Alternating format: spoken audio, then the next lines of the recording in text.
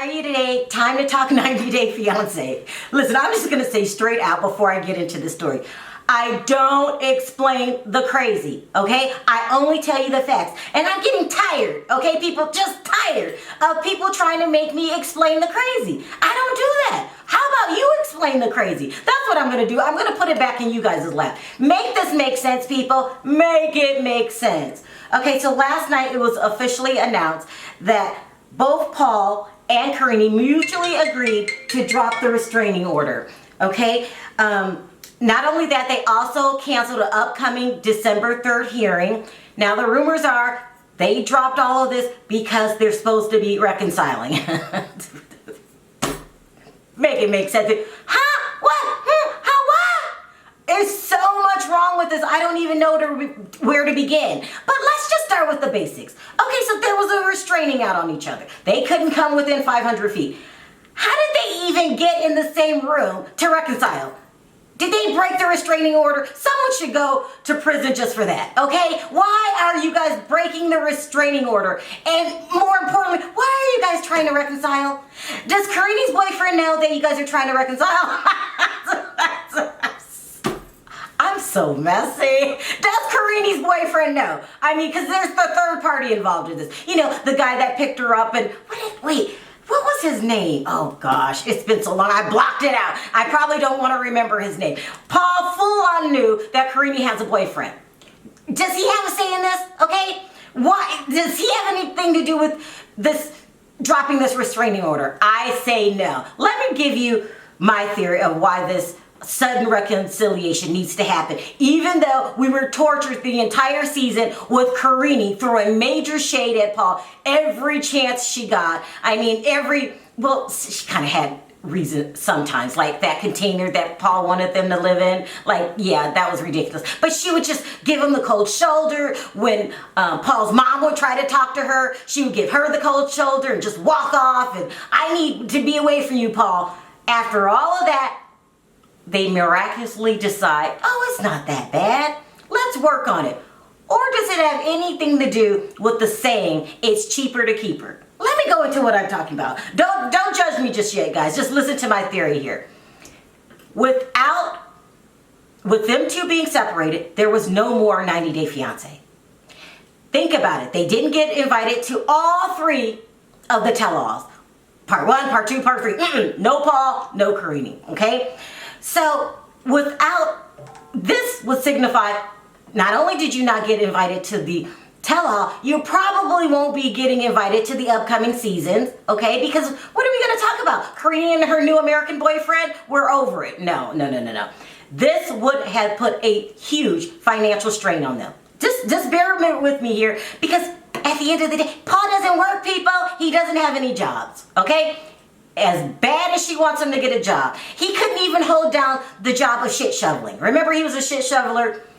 Now, I'm not calling Paul out for not being able to get a job. I hear it's very hard to get a job when you're a felon. So maybe he's trying, and maybe my thoughts of, Paul, you're not trying hard enough, are not accurate. Nevertheless, whether he's a felon, not a felon, that still doesn't take away from the fact that 90 Day Fiance is his only job, okay? He needs to keep that money rolling in. Cheaper to keep her, I'm trying to tell you, both of them. And so, what would Paul do without his 90 Day Fiance money? If you thought he was a loser now, and I'm not calling him a loser, other people are, you guys are calling him a loser, what would he be without a job and even no 90 Day Fiance?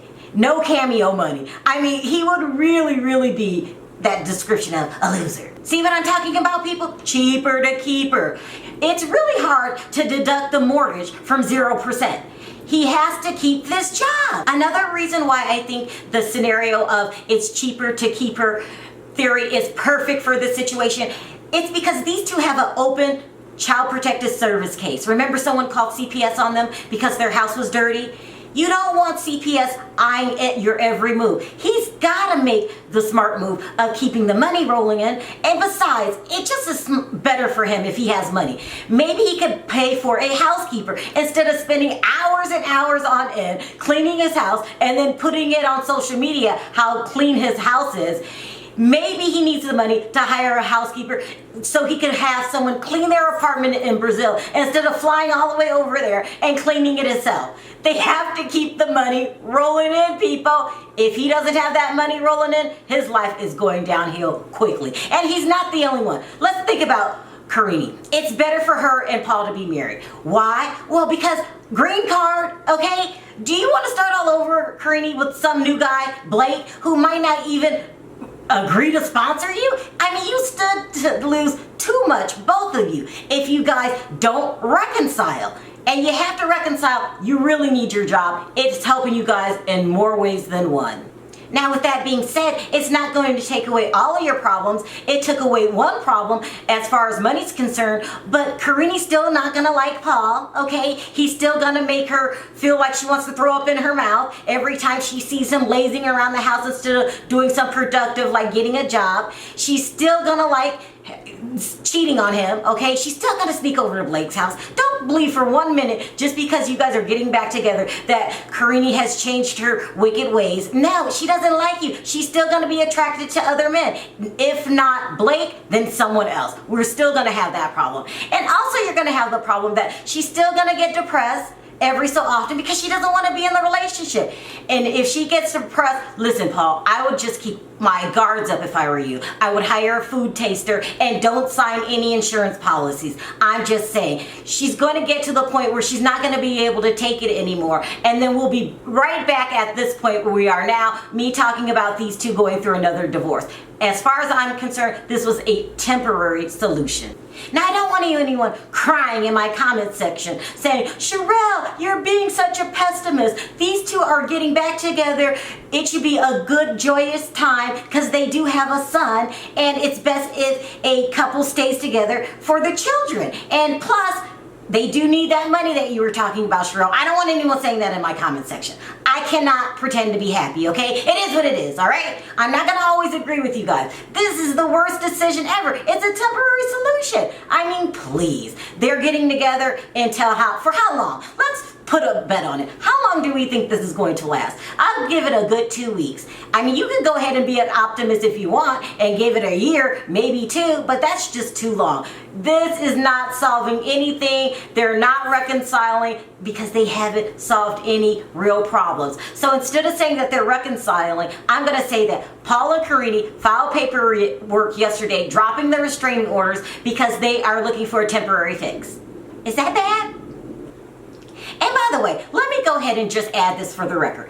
Paul and Karine reconciling is a great thing for my business because that means more fake storylines, which means more stories for me. It also means more opportunities of Paul flipping out again and doing something weird. You know, he does that every 3 weeks or so. And then it means it is more good news for me because that means more opportunities for Karine to cheat.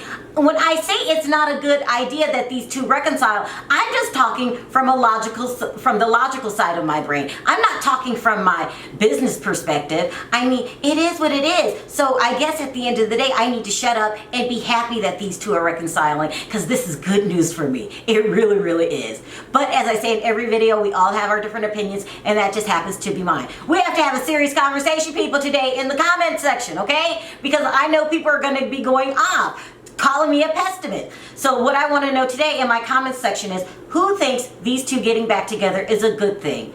Also, if you like this video, don't forget to click that like button. It does wonders for my video. If you haven't already subscribed and hit the notification bell, don't forget to do that. I'll see you guys in the comment section where we can have an adult people, no fighting amongst each other, have an adult conversation.